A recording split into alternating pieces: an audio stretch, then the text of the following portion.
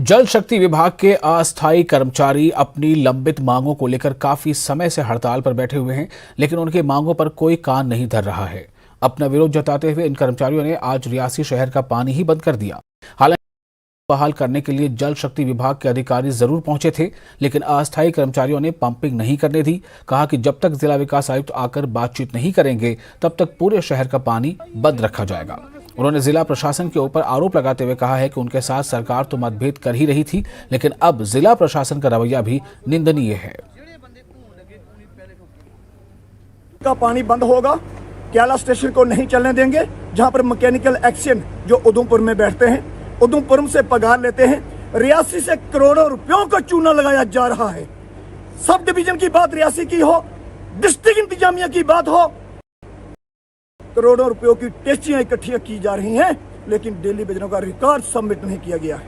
मैंने एसएसपी रियासी को नोटिस किया कि इसकी वेरीफाई की जाए, हमें अंडरेस्ट क्यों किया जा रहा है। हमारे लोग प्राणों की आहुतियां दे गए हैं, लेकिन ये सरकार तस की मस बैठी हुई है और सबसे बड़ा हाथ भारतीय जनता पार्टी का इनके सिर पर बैठा दिया गया है कि जो भी करो, ऊपर भारतीय जनता पार्टी की सरकार बैठी है। इन अफसरानों को कुछ नहीं होने वाला है, मीडिया कुछ नहीं कर सकती, डेली वेजर कुछ नहीं कर सकते हैं। ये हमारा अथक प्रयास है कि आज पानी बंद किया गया है।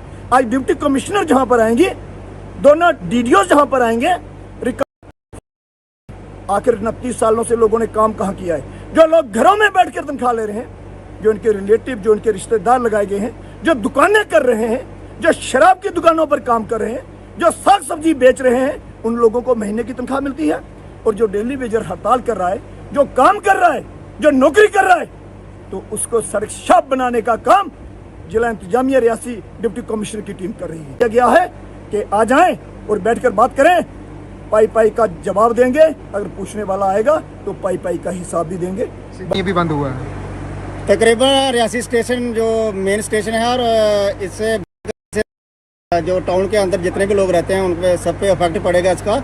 लेकिन हमारी मंशा ये तो नहीं है कि हम लोगों को परेशान करें, क्योंकि उन्हीं टाउन के अंदर, उसी गांव के अंदर, उसी पंचायत के अंदर हम सभी लोग रहते हैं और हमारे घरों का भी अभी पानी बंद है और हमारे परिवार भी जो है इसकी वजह से परेशान हो रहे हैं। लेकिन ये आपको भी समझना होगा, आप हमेशा हमें कवर करते हैं, हमारी आवाज़ जो सरकार तक पहुँचाते हैं, लेकिन सरकार आज तक हमने देखा, हम काफ़ी समय से लड़ाई लड़ रहे हैं, लेकिन पिछले 5 महीने से हम लगातार इस लड़ाई में हैं और 5 महीने से सरकार ने इस तरीके का रवैया अपनाया है कि देखने में आ रहा है कि सरकार हमारा मजाक उड़ा रही है।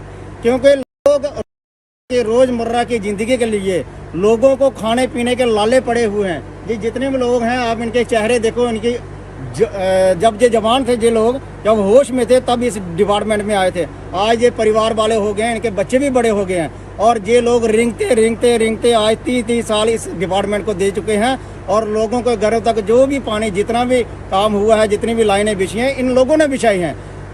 सरकार स्कीमें तो लॉन्च करती है, लेकिन जो लोगों का अरेंजमेंट करना था वो सरकार ने नहीं किया। हर आदमी ने हमें वोट की राजनीति इस्तेमाल किया और वोट बनाकर हमें रखा। जो भी सरकार अपना है वो अपने सिर्फ वोटों के लिए हमें यूज करती है और कहती है जैसे हमारी सरकार आएगी तो हम लोग आपको परमानेंट करेंगे। लेकिन जब इन लोगों को चेहरे मिल जाती हैं, जब लोग सत्ता में आ जाते हैं, तो ये लोग इतने नशे में हो जाते हैं कि इन लोगों को ये लोग दिखाई नहीं देते। तब फिर कहते हैं कि जब 5 साल के बाद इलेक्शन होगी तब इनका देखेंगे दोबारा क्या करना है।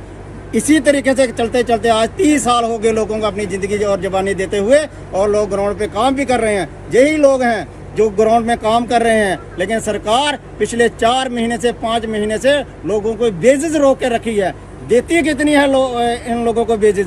जो कल से 225 था, अब 300 रुपया दे रही हैं और कहते हैं स्किल और अनस्किल की बात। लेकिन जहां एक ही रेट सबको दिया जा रहा है, अनस्किल का रेट दिया जा रहा है और इतना बड़ा